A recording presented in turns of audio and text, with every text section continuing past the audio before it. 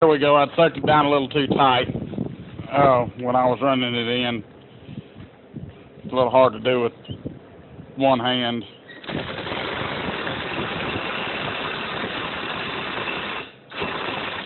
This is just a standard 5/8 rod. I've got a chalk line down here. Well, I missed it. Couldn't see it on the video. You'll see where I've run it out. I've actually got the bolt a little over an inch longer than what this is. This is a 17-inch foot. The bolt is 18 inches. It gives me enough slack so that I can run it back and forth and I know where I'm at. And then I've got a chalk line there for reference. When I paint this thing up, I'll actually take a paint pen and I will mark with a red line as to where I don't want to go past if I'm leveling. That will tell me when I need to use, extra boards under the jack because of unlevel ground, different things of that nature. As you can see, it's pushed it right on out. Let's see if I can suck it back in. Hang on.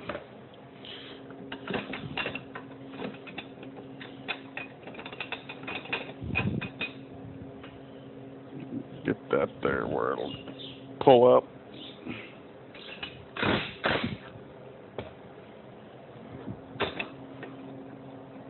I'm actually doing this with my phone because the camera that we normally would use, my son has burned it up taking selfies.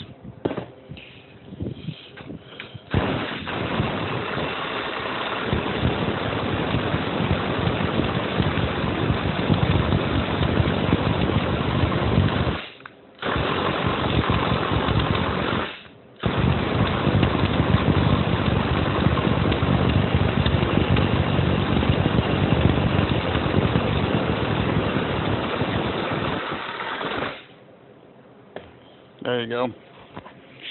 I got to make a custom foot for each one of these jacks because each one of those is going to slide into that tube right there and pin, and it's going to stick out about 4 or 5 inches outboard of the trailer. That way you got plenty of clearance in between the fender of the trailer here and where you're actually going to be using a socket wrench or, in this case, a drill or a little impact driver to run it up and down. Of course, I've got this thing set so that there's one on each corner, and I've actually got the base screwed up in there. If anybody recognizes this, when I get done, you'll probably want to shoot me. This is an Apache Eagle. A modified Apache Eagle. The dealer, it was a one owner. I'm now the second owner of it. The dealer that sold it put double tail lights on it. Looks real cool when they're on there, and I'm going to put them back on. I've been slowly redoing it. The paint was in really bad shape. You can see the middle band there. That was the original color of the trailer under a faux wood grain sticker that was just beyond salvaging. I pulled the sticker off, and luckily all but one spot on the trailer the paint held. It's a little lightweight aluminum body, so it doesn't weigh much. I went and I found this is just a rattle can color over the top of it, a nice blue with a little bit of metal flake to it. Put that rattle can down on it and then sealed it off with some clear coat, rattle can clear coat. By no means a professional paint job, but it protects the unit, and that was the whole purpose. I knew I was going to have to set this thing outside for a few months. It wound up staying outside of the shop for about 6 months before I could get back on this project, and nothing oxidized on the little box. It did its job like it was supposed to. And I'm very well pleased with that. So shout out to Krylon, because that's what it was. Krylon clear coat and Krylon metallic blue undercoat. Got some angle iron I'm going to make those receivers with. to pin, then got to drill some holes for some safety pins so that they can't just come out. And then that way, when I'm loading it and pulling it on the trailer, jacks are off. It's strapped down to the trailer, to the tow vehicle. And then when I get where we're going to camp, I can put the back jacks in, slide it off the trailer with the front jacks, put the front jacks on, level it, and then take my boat off the ramps from on top of it, because that's the boat there, 10-foot boat for now. And then go put the boat in the water and go fishing after we've set camp up. Like I said in the video that I took of the trailer that I've modified for this little project, nothing around me, we never do one thing. You go camping and hunting, or camping and fishing. So short of going out and spending $18,000 or $20,000 on a car hauler, or in my case, I would be more inclined to spend $30,000 on a living quarter livestock trailer.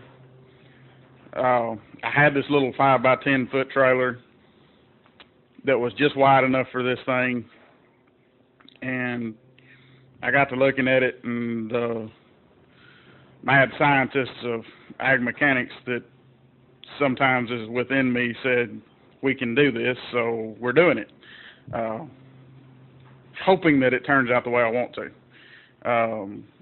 I really am looking forward to getting out in the woods with this little machine, with this rig. I think this is going to work a lot better than what we had done in the past, because my tents were huge, and my wife says I take way too much stuff with me when I go camping, and this is a good way to cut down some of that stuff.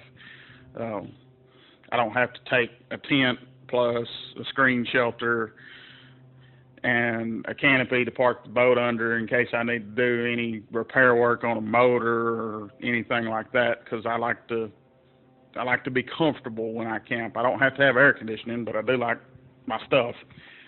And I usually carry enough tools and everything that I can fix anything on the road that I need to when we go. I usually go for a week at a time or more, if I'm lucky. At least 3 or 4 days when I go. That's how long our camping trips last. That's all for right this minute. When I got 2 more jacks to build, and then the receiver tubes for them, and when I get done with that and get them operational, I'll show. There's another short video of how they work.